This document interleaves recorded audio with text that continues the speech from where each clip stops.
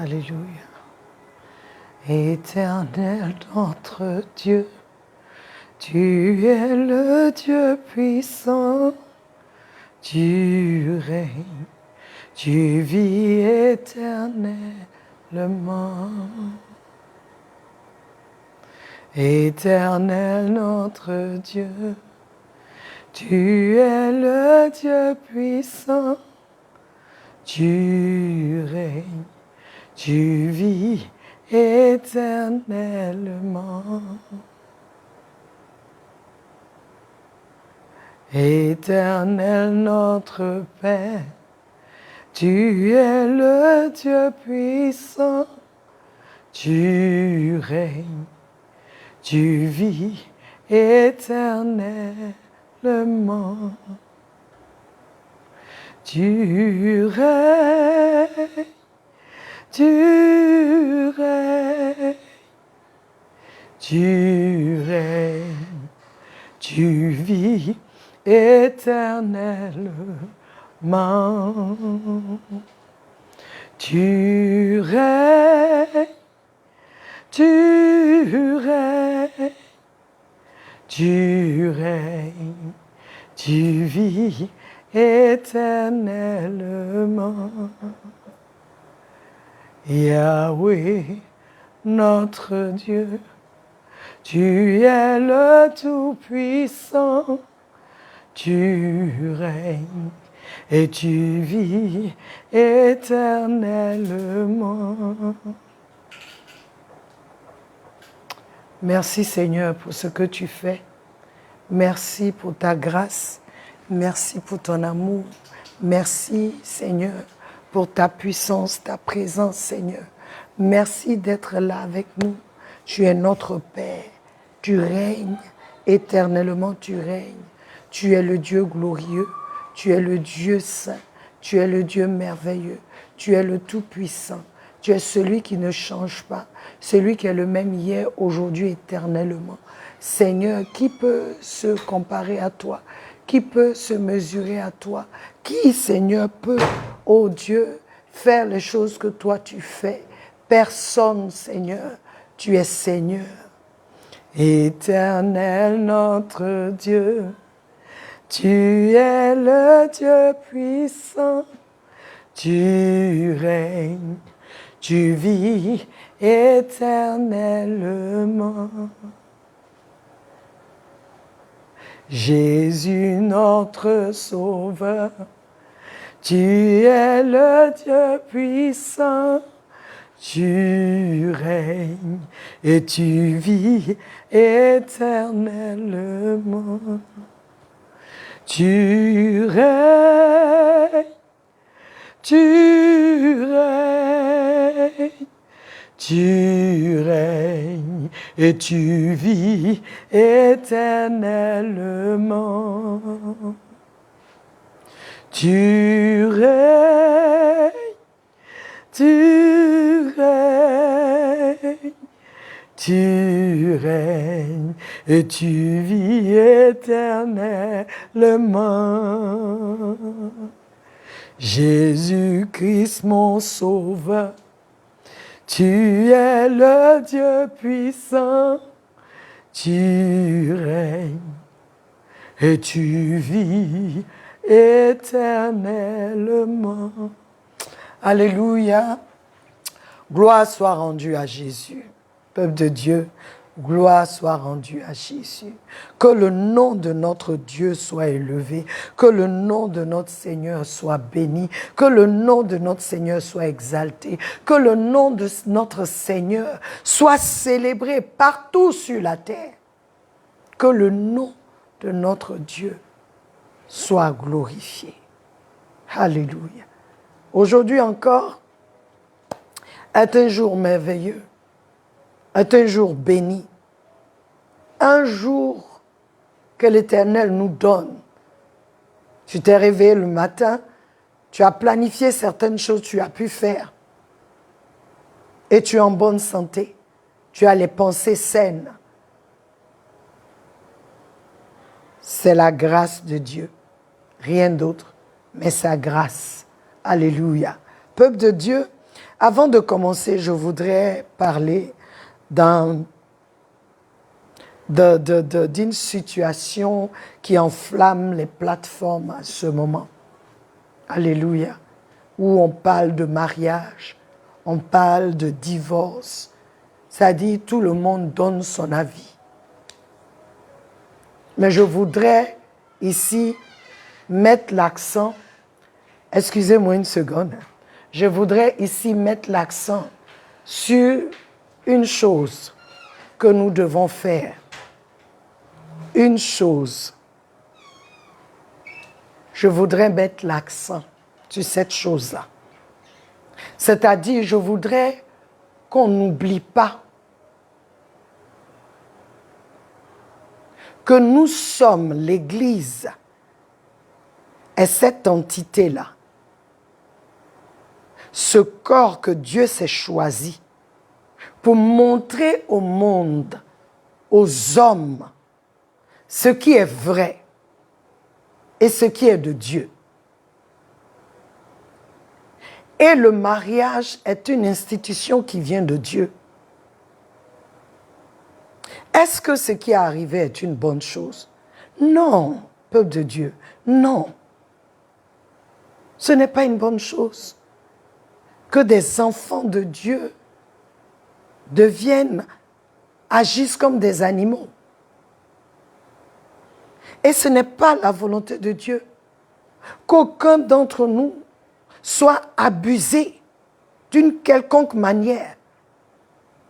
Et par-dessus cela, dans le mariage que lui, Dieu, a institué, le mariage qu'il a initié, lui, Dieu. Donc, j'entends beaucoup de choses qui sont dites à cause de la frustration que nous tous avons pour ce qui s'est passé. Mais ne rentrons pas dans le charnel, peuple de Dieu. Ne rentrons pas dans le charnel. Ce que je veux dire ici, c'est que l'ennemi veut déstabiliser l'Église et les familles. Et les familles, l'Église est cette institution-là qui valorise la famille, qui reconnaît qu'une bonne famille peut manifester, refléter Dieu. L'Église, dans l'Église, le fondement, c'est les familles. Et ce que l'ennemi est en train de faire pour nous dire que quand ça ne va pas, sors. Ce n'est pas ce que Dieu a dit. Hein? Je suis désolée.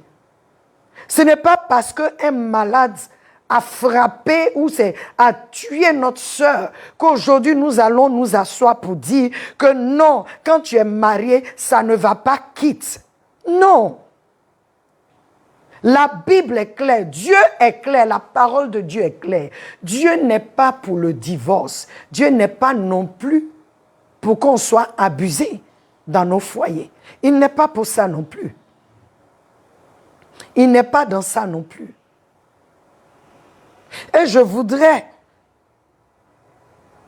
qu'on quitte les émotions pour rentrer dans la parole de Dieu. Qu'est-ce qu'il veut?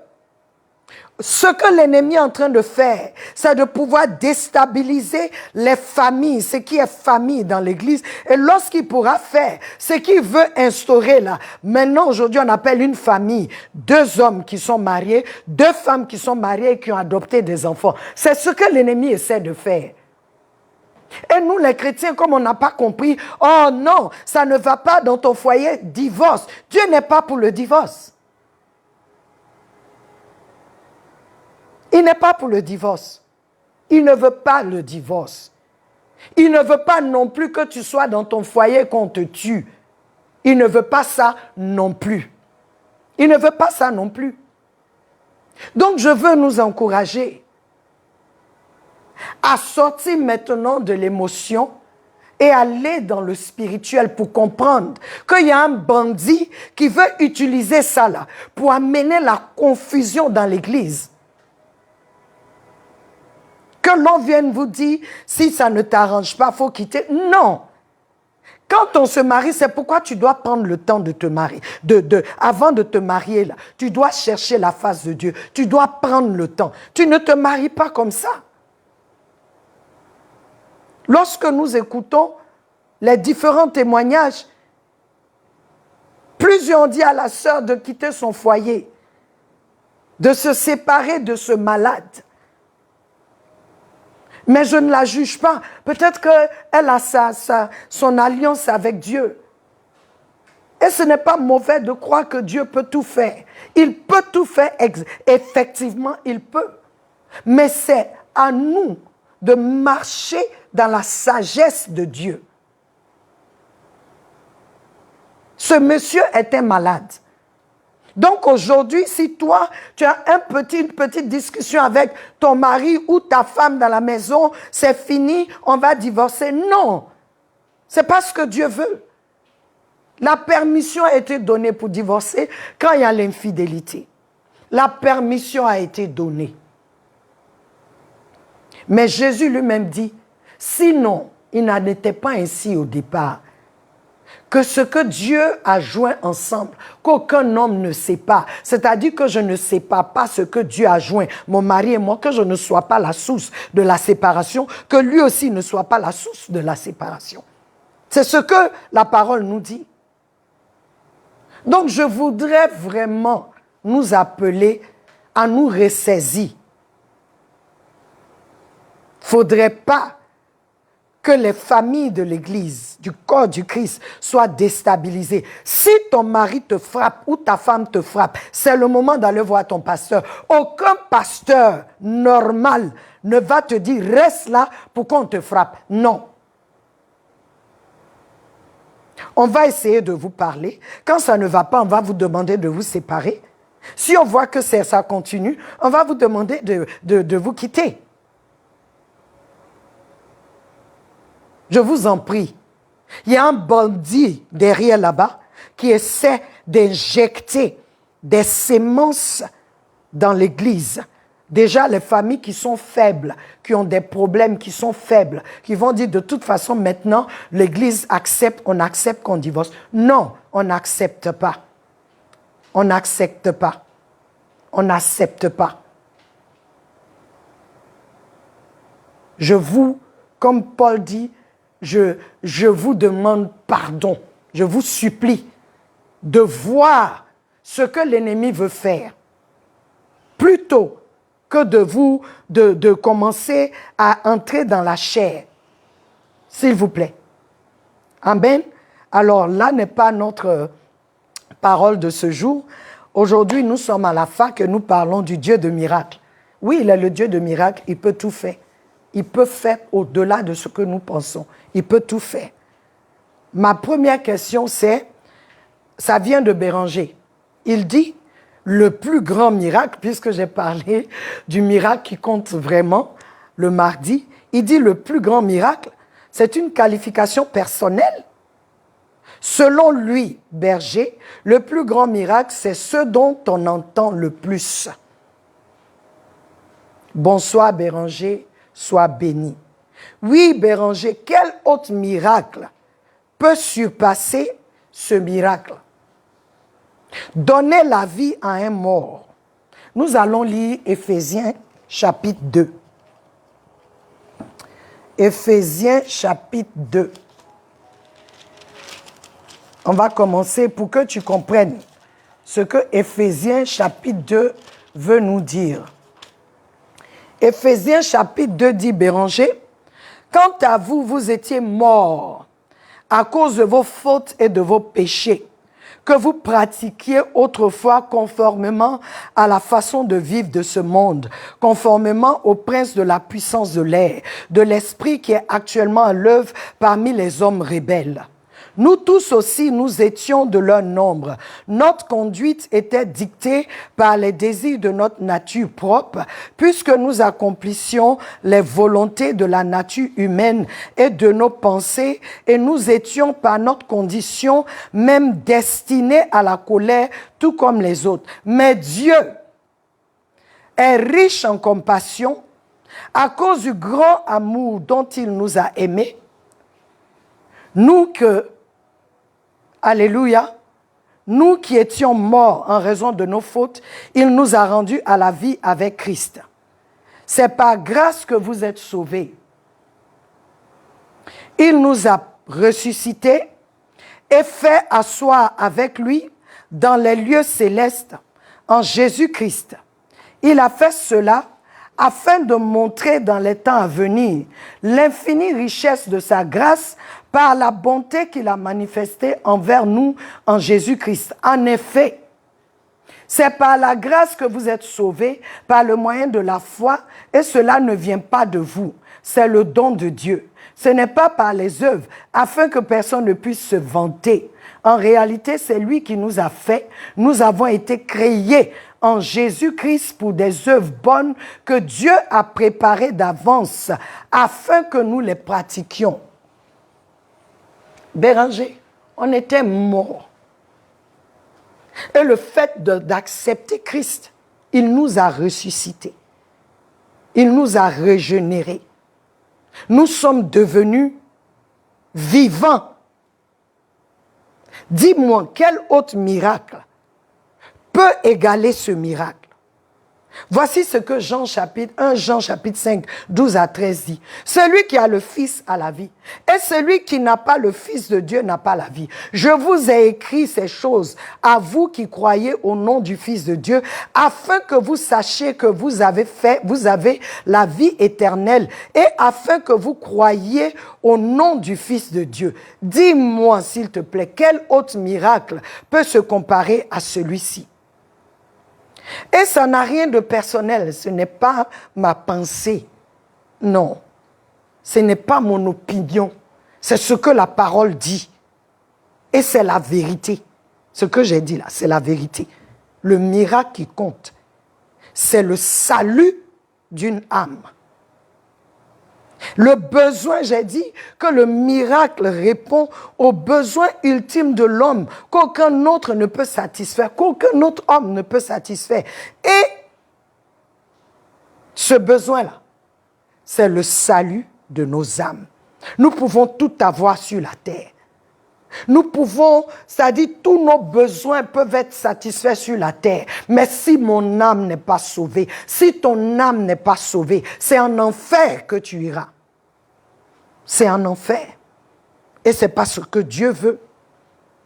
Quand tu dis que, selon toi, le plus grand miracle, c'est ce dont on attend le plus. Hey, si j'attends que quelqu'un meure, c'est ça mon miracle? Non. Le plus grand miracle, c'est le salut de ton âme, c'est le salut de mon âme. Alléluia. Et aujourd'hui, vraiment, c'est l'homme qui n'a pas de relation avec Dieu. Cet homme-là n'a plus de conscience de ce qui est prioritaire. L'homme non régénéré vit selon ses désirs charnels. Il vit selon la passion de sa chair. Et donc, il est aveuglé par rapport à ce qui est essentiel. Cependant, Béranger, ce qui est plus important, ce n'est pas de vivre ici. Ce n'est pas la vie ici-bas, là. Hein, la vie sur la terre. C'est la vie après. C'est la vie après. C'est pendant cette vie-là, le choix que tu fais, le choix que je fais. C'est ce qui va déterminer le salut de mon âme, le salut de ton âme. Et tout ce que je dois faire, c'est de croire au Fils de Dieu, de le recevoir en moi. Et là, je vivrai. Alléluia. Et ce que je veux te dire, il y a un homme dans la parole qui a compris cela. Je crois que j'ai déjà parlé de lui. Enoch, il a vécu à l'âge de 65 ans. Il a pris conscience que la vie que nous menons ici est éphémère. Elle est courte, elle est temporaire, elle est là pour un temps. Ça va finir un jour. Mais il s'est rendu compte que quand cette vie a fini, il y a une autre qui commence. Et c'est elle la vraie. Alors, comment tu fais? Il a décidé de reconnaître et de marcher avec Dieu. Et si ton désir le plus ardent sur cette terre, c'est d'avoir une maison, une voiture, des enfants, tout ça là, c'est non, tu dois les avoir, ce n'est même pas un miracle. Oui, la vie peut être dure et quand tu vois ce que Dieu a fait dans ta vie. Mais le plus grand miracle, c'est que toi, tu n'ailles pas en enfer et que moi, je n'aille pas en enfer. C'est que mon âme soit sauvée. J'espère que tu as compris cela. Sois béni encore. Deuxième question. Bonjour. Est-ce que vous pouvez m'aider à comprendre ce texte? Romains 11, 25 à 26. Je vais encore lire. Aujourd'hui, nous allons avoir assez de lecture. Romains 11, 25 à 26. Voici ce qu'il dit. En effet,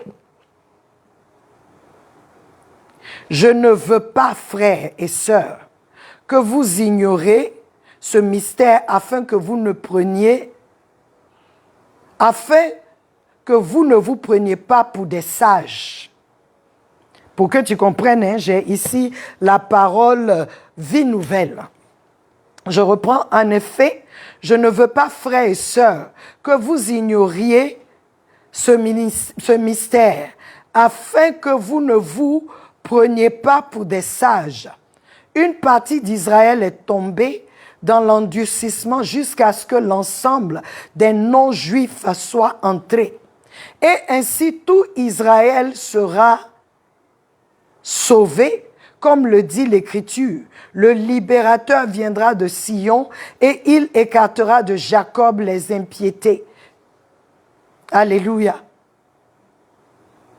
Alors, Adrien, quand on veut comprendre un verset, il faut lire tout ce qui est écrit.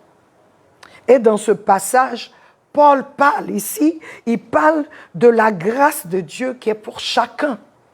La grâce de Dieu est pour chacun. Ça commence en effet, je ne veux pas, frères et sœurs, que vous ignorez ce mystère, afin que vous ne vous preniez pas pour des sages.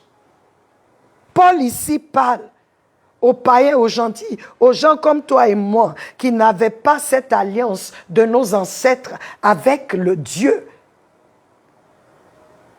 Quand Israël s'adresse à Dieu, il appelle le Dieu d'Abraham, le Dieu de Jacob, le Dieu d'Israël, le Dieu d'Ésaïe, le Dieu d'Isaac. Parce que leurs pères ont eu une alliance avec Dieu. Donc, ils bénéficient de cette alliance. Mais Dieu a dit qu'il en verra un, le Rédempteur, le Messie, le Sauveur. Et quand celui-là, il viendra, il y aura un autre Israël. Donc, ceux qui ont une alliance, une alliance, je dirais, qui s'est faite avec leur père biologique, il y aura une autre alliance qui va surpasser cela. C'est cette alliance qui est faite par le Messie.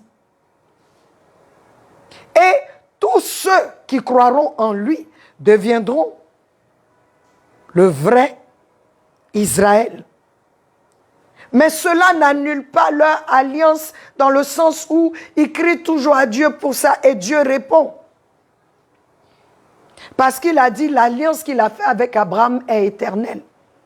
Mais il a envoyé Jésus pour sceller cela. Et il dit, Abraham a cru en Dieu et cela lui fut imputé. Il a été sauvé par cela. Donc aujourd'hui, c'est la même chose. Nous qui croyons en Christ, nous sommes sauvés, nous devenons cet Israël-là de Dieu. Parce qu'il nous utilise aujourd'hui pour faire la différence. Mais Paul dit, attention, ne soyez pas sages à vos yeux. Ce n'est pas parce que ceux-là ont été endurcis pour que vous soyez sauvés, que vous preniez, vous pensiez que vous êtes au-dessus d'eux. Parce que quand ils vont se repentir, Dieu va les prendre aussi. Lis, je t'encourage à lire tout. Commence au verset 1 jusqu'à tout le chapitre, afin que tu comprennes. Il nous parle de la grâce de Dieu pour chacun de nous. Aucun d'entre nous ne mérite le salut. Nous avons été sauvés par le sacrifice de Christ. Donc, je ne suis pas meilleur que le juif qui est juif naturel, c'est-à-dire qui est de la chair. Je suis cette juif spirituel à cause de Christ. Et si le juif charnel qui est en Israël reconnaît Christ comme Seigneur, il est mon frère. C'est pourquoi Paul dit dans l'un de ces passages-là, il dit, il n'y a plus de juifs, il n'y a plus de païens, il n'y a plus de grecs, il n'y a plus de blancs, il n'y a plus de noirs. En Christ, nous sommes un. C'est ce qu'il veut dire. Il ne faut pas s'enorgueillir. Il ne faut pas minimiser ou mépriser les autres. Parce qu'on était morts.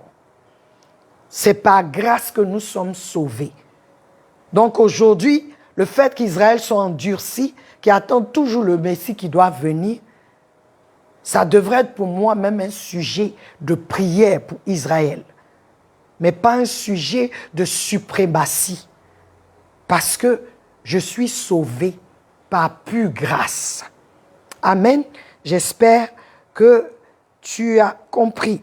Je t'encourage à lire du verset 1 jusqu'à la fin. C'est clair, si tu commences le verset 1 jusqu'à la fin, et si tu peux avoir la parole de vie, la vie nouvelle, ce que j'ai ici, c'est la vie nouvelle. C'est encore un peu plus détaillé, et tu comprendras encore mieux. Sois béni. Question 3. Et comme je l'ai écrit ici, c'est une question d'humilité de notre part, les gentils, les païens. Amen. Troisième question. Il dit, d'un côté, Dieu pardonne. D'un autre côté, il faut rendre des comptes de ses actes. N'est-il pas le même Dieu d'amour? Stanislas. C'est ça, non? Bonsoir, Stanislas. Sois béni. Ta compréhension de l'amour me fait peur. Oui. Est-ce que parce que tes parents t'aiment, parce qu'ils t'aiment, ils ne peuvent pas te faire, c'est-à-dire parce qu'ils t'aiment, ce n'est pas, j'ai écrit, ce n'est pas parce que tes parents t'aiment que tu peux faire tout ce que tu veux sans leur rendre compte de comment et pourquoi tu fais certaines choses. Ce n'est pas parce que Dieu nous aime que nous n'avons pas à lui rendre compte des actes que nous posons. Non. Je prends avec nos parents biologiques. Ils t'aiment, mais quand tu veux sortir, quand tu es sorti, tu es rentré, on te demande pourquoi. Tu es où? On t'appelle, tu es où? Qu'est-ce que tu fais? Donc, parce qu'ils t'aiment, qu'ils te laissent comme ça. Non, non. C'est justement parce qu'ils t'aiment que tu dois rendre compte. Parce qu'il t'aime, il t'a donné des choses. Il nous a donné la vie. La parole déclare que c'est Dieu qui forme l'enfant dans les entrailles de sa mère. Jérémie chapitre 1. Donc, quand tu viens là, quand tu viens dans ce monde des hommes là, c'est vrai, papa et maman sont venus ensemble. Mais que toi, tu sois leur enfant, cela révèle de Dieu. C'est Dieu. C'est Dieu qui décide que tel ou tel, j'envoie tel ou tel dans telle famille. Et quand il t'envoie dans la famille, c'est pour un but précis. C'est pour que tu accomplisses quelque chose. C'est pour que tu fasses quelque chose. Il te positionne dans une famille. Il te positionne dans une nation. C'est pour que tu accomplisses quelque chose, être humain, pour que tu accomplisses quelque chose. La vie, le souffle de vie qu'il te donne pour la terre, c'est pour que tu accomplisses quelque chose. Donc forcément, il te demandera des comptes, il me demandera des comptes. Le vrai amour veut ton bien. Donc veille à cela, il veille à cela à tout prix. Oui, Dieu pardonne. Comme tes parents t'ont pardonné quand tu as fait plusieurs erreurs, souvent ils t'ont frappé, ils t'ont puni. Mais cela n'a aucun cas altéré leur amour pour toi. En fait, c'est même parce que tes parents t'aiment qu'ils te corrigent. C'est parce que Dieu nous aime qu'il nous châtie, qu'il nous demande de rendre compte. Il va nous demander de rendre compte. Comment est-ce que nous avons vécu la vie qu'il nous a donnée, le souffle de vie qu'il t'a donné sur la terre? Comment est-ce que tu as vécu cette vie? Qu'est-ce que tu as fait ici sur la terre? Les talents qu'il t'a donnés, qu'est-ce que tu as fait avec sur la terre? La force qu'il t'a donnée là, tu as pris pour faire quoi sur la terre? Souvenez-vous, Genèse chapitre 1, quand il a tout créé et qu'il est arrivé sur l'homme, il dit, faisons l'homme à notre image et à notre ressemblance, et qu'il domine, qu'il règne, qu'il fasse. Que tu le représentes, que tu sois à son image et à sa ressemblance. Sommes-nous à son image et à sa ressemblance? Est-ce que nous faisons ce pourquoi il nous a fait venir dans ce monde? Nous allons rendre compte. Il y a une histoire que j'aime très bien, Stanislas, dans la Bible. C'est dans le livre de 1 Samuel chapitre 2, 1 Samuel chapitre 3 et 1 Samuel chapitre 4. La parole déclare qu'il y avait un sacrificateur nommé Élie. Et les enfants d'Élie étaient des hommes pervers. Ils faisaient n'importe quoi. Ils souillaient les offrandes que le peuple envoyait. Ils souillaient ce rite sacrificiel, c'est-à-dire ce rite sacré. Ils souillaient cela. On dit qu'ils étaient pervers. Et la parole déclare qu'il a été reporté à Élie ce que ses enfants faisaient. Mais Élie n'a rien fait. Il les a appelés. Il leur a dit, mais voici ce que j'entends. Qu'est-ce que vous faites là? Est-ce que si Dieu s'élève contre vous, qui peut tenir contre Dieu? C'est fini. Voici ce qu'il a dit. Aucune discipline, aucune restriction, rien. Ils sont retournés, ils ont fait les mêmes choses encore pires. Et cette fois-ci, dans 1 Samuel 3, du verset 11 à 13, Dieu dit au petit Samuel, que lui, Élie, a éduqué, a élevé comme son fils. Dieu dit à Samuel, voici ce que je vais faire à Élie. Au verset 18, ce qui m'a épaté, quand Élie demande à Samuel, qu'est-ce que Dieu t'a dit? Le petit lui explique ce que Dieu a dit. Il dit, il est Dieu, qu'il fasse ce qu'il veut. Ce qui est bon à ses yeux. Il ne se répand même pas. Il ne va pas même devant Dieu pour dire, ah, tu m'as dit, j'ai parlé, mais ils ne m'ont pas écouté. Fais quelque chose. Non. Donc, ce que Dieu a dit, 1 Samuel 3, 18, au chapitre 4 est arrivé. Il est mort, ses enfants sont morts. Et on dit la gloire a quitté Israël.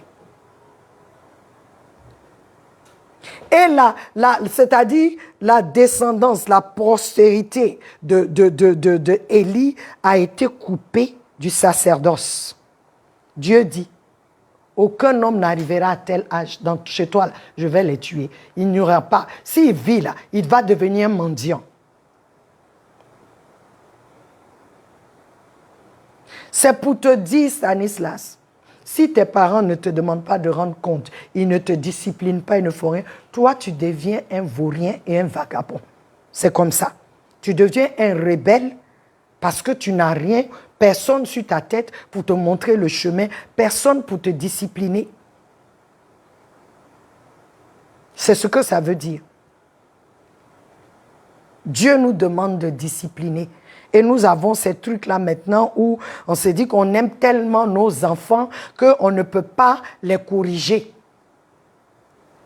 On ne peut pas, on n'accepte même pas que l'enfant qui a déconné devant une grande personne et que la grande personne puisse dire à l'enfant, pourquoi tu as fait ça? Et comment on dit, réprimander l'enfant. Oui, je suis d'accord, on ne bat pas mon enfant, on ne bat pas ton enfant. Mais on peut réprimander l'enfant, lui dit, ça ne se fait pas. Aujourd'hui, là, on est trop arrivé. On ne veut plus ça. On ne veut plus ça. Et maintenant, on se retrouve après avec des enfants rebelles qui, à un certain âge, trouvent qu'ils sont majeurs, ils n'ont rien à te dire. D'autres même quittent la maison. Nous sommes allés faire une évangélisation dans un quartier précaire. J'ai vu des jeunes filles, 18 ans, 20 ans, 24 ans, 3 enfants, vivent avec le monsieur dans un taudis. Si celle-là, elle avait écouté ses parents, ça pouvait être différent. Donc, on va rendre compte. Parce que ça vient de Dieu. C'est pourquoi les parents physiques, biologiques, là, demandent de rendre compte. Parce que Dieu lui-même, il va nous demander de rendre compte. Pas parce qu'il ne nous aime pas. C'est son amour même qui fait ça. Donc, quand tu sais que Dieu va te demander de rendre compte, alors, on dit en anglais, get your acts together. Marche correctement. Fais ce qui va plaire à Dieu. Suis ses conseils. Suis les conseils de tes aînés qui sont dans le Seigneur. Alléluia. Sinon, Samuel, si le vrai amour n'est pas manifesté, Stanislas, c'est la mort qui suit. Or, quand le vrai amour se manifeste, c'est la vie qui est donnée. Sois béni. 4e question. Pourquoi c'est qui? Pourquoi nous ne voyons plus de miracles tels qu'ils ont été dans la Bible? Rebecca, Angré Château. Bonsoir Rebecca, sois bénie. La parole de Dieu nous dit que la cause est appelée incrédulité. Alléluia. Dans Matthieu 13, 58, la Bible dit Jésus allait chez lui. Mais on dit, il ne fit pas là beaucoup de miracles. Ma version dit, il ne fit pas là d'actes puissants à cause de leur incrédulité. Dans le livre de Nombre 14, 22, 23, le Seigneur encore dit, ceux-là, la génération là, qui a refusé, malgré, c'est-à-dire, je vais lire ça même, je pense, il dit, malgré tout ce que lui, il a fait, c'est-à-dire les actes puissants, les miracles qu'il a fait, cette génération a continué de murmurer parce qu'elle est incrédule. Il dit à cause de ça, cette génération n'entrera pas à la terre promise. Et quand tu lis 14, 22, 23, il n'y a que 2 qui sont entrés, les 2 qui ont cru. Les 2 qui ont cru, Caleb et Josué. Il n'y a pas de miracle, Rebecca, à cause de l'incrédulité, à cause de la dureté de nos cœurs. L'homme a endurci son cœur. L'homme est devenu dur de cœur, il a fermé son cœur à Dieu. Il refuse de croire en Dieu, mais il croit à toute autre chose. Quand ce sont les choses de Dieu, on rentre dans des discussions stériles. Jésus là-même, il est quoi? Est-ce que ce n'est pas un blanc? Pourquoi est-ce que nous, les Africains, on suit? Pourquoi est-ce que? Mais quand on va venir ici, là, qu'un marabout, un truc vient et puis il sort le feu de sa bouche, c'est ce qu'on veut croire. L'homme a fermé son cœur à Dieu et s'est ouvert aux ténèbres. Donc ça devient compliqué. Il n'y a pas de place pour Dieu, ni une ouverture pour des miracles. Car celui qui croit que Dieu peut faire l'impossible donne à Dieu sa place de Dieu. C'est pourquoi on vient à lui dans la foi. Celui qui croit que Dieu peut, quand tu dis, je vois que c'est compliqué, mais je sais que Dieu est capable. Alors, Dieu peut. Mais Jésus, avec tous les miracles qu'il faisait, quand il allait chez lui, là, il n'a pas pu faire. On dit, sauf imposer les malades, la main à quelques malades qui ont été guéris. Mais il n'a pas trouvé la foi. Il a trouvé l'incrédulité. Là où il y a l'incrédulité, il n'y a pas de miracle. Dieu ne va pas faire de miracle. Dieu ne fera pas de miracle. C'est là le problème. Aujourd'hui, nous disons que Dieu est le Dieu de miracles, mais nombreux parmi nous ne croyons pas. Donc, nous sommes prêts à aller ajouter des choses, faire d'autres choses pour que ça se fasse vite. On ne peut pas attendre Dieu, on n'a pas foi que Dieu est le Dieu de miracles. Il peut ouvrir les portes qui sont fermées, il est le seul. Quand il dit dans le livre d'Apocalypse, je suis celui qui ouvre une porte et personne ne peut la fermer. Et quand je ferme la porte, personne ne peut l'ouvrir. Je suis l'alpha et l'oméga, je suis le premier et le dernier, le commencement et la fin. J'ai entre les mains les clés de la mort et du séjour des morts. On ne croit pas. On ne croit pas. On ne croit pas. On ne croit pas. Nous allons lire le dernier. La main de l'homme est-elle limitée à certains miracles? Où pouvons-nous faire tous les miracles? Aristide, Angré, 22e. Bonsoir Aristide, sois béni. Le miracle est de Dieu. Le miracle, c'est ce qui est impossible à l'homme de faire. La main de l'homme est limitée, Aristide. Mais avec Dieu, cette main peut faire des exploits. Quand on parle de miracle, c'est que l'homme a échoué. L'homme ne peut plus. L'homme a tout essayé, l'homme ne peut pas. C'est quelque chose que les hommes ne peuvent pas. Mais Dieu vient et puis le fait. La main de l'homme pourra faire si sa main est dans la main de Dieu. Il dit dans Daniel 11, 32, il contaminera par des flatteries ceux qui agissent méchamment à l'égard de l'alliance. Mais le peuple qui connaît son Dieu sera fort et fera des exploits. Les miracles qui sont faits par nous, au travers de nous, c'est Dieu qui fait. C'est celui qui a laissé Dieu faire. Parce qu'il connaît Dieu, il devient fort et il fait des exploits. Il fait ce que le commun des mortels ne peut pas faire. La Bible dit que Pierre a marché sur l'eau. Qui d'autre dans l'histoire de l'homme a marché sur l'eau? Peut-être que je ne sais pas, je ne connais pas tout. Qui d'autre? Mais Pierre a pu marcher sur l'eau parce que Jésus lui a dit, viens. C'est un miracle de voir un homme marcher sur l'eau. Il a marché sur l'eau parce que Dieu a marché sur l'eau. Dieu était sur l'eau. Et Dieu lui a dit, viens. Donc je veux nous encourager. Je veux nous encourager. Mettons nos mains dans la main de Dieu. Et nous serons entre ses mains des instruments pour glorifier son nom. Nous serons entre ses mains des instruments à sa gloire. Nous ferons des exploits avec lui. Si ta main est dans la main de Dieu, tu feras des exploits. Au travers de toi, il accomplira des œuvres extraordinaires. Alléluia. Peuple de Dieu, notre temps finit ici. Soyez bénis, vous qui êtes là. Nous allons encore nous retrouver le mardi prochain. Et vraiment, ma prière est que tu saches que Dieu, notre Dieu, est le Dieu des miracles. Il est celui qui fait ce qu'aucun homme ne peut faire. Il est celui qui agit quand tu t'attends le moins, quand tu as perdu tout espoir, mais que tes yeux se lèvent vers les montagnes.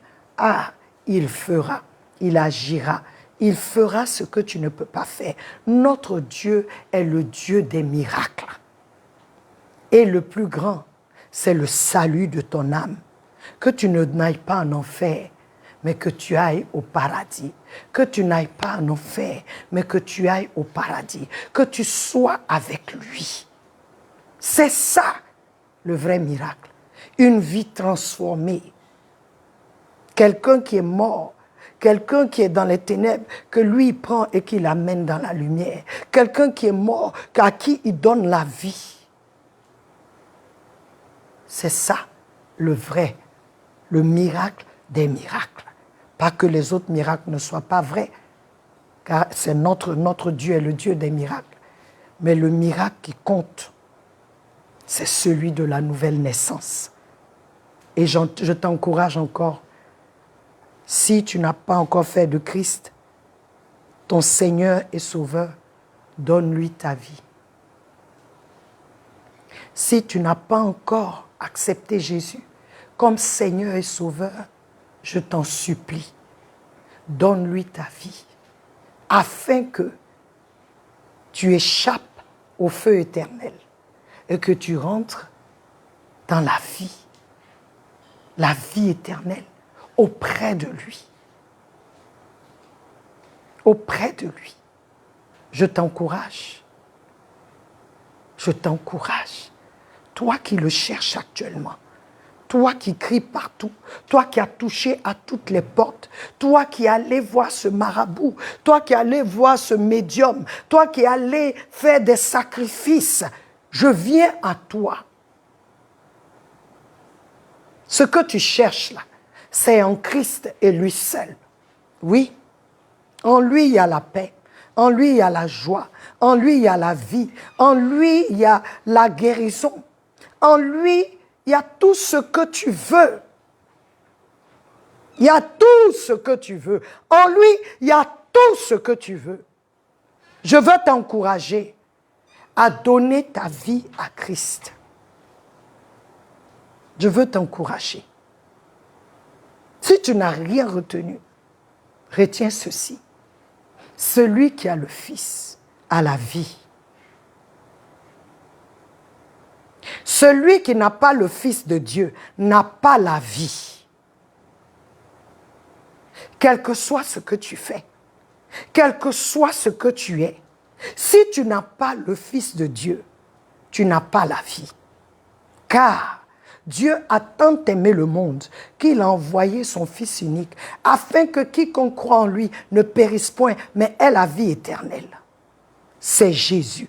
Il s'agit de Jésus-Christ, le Fils de Dieu. Je vous encourage à partager. Partager.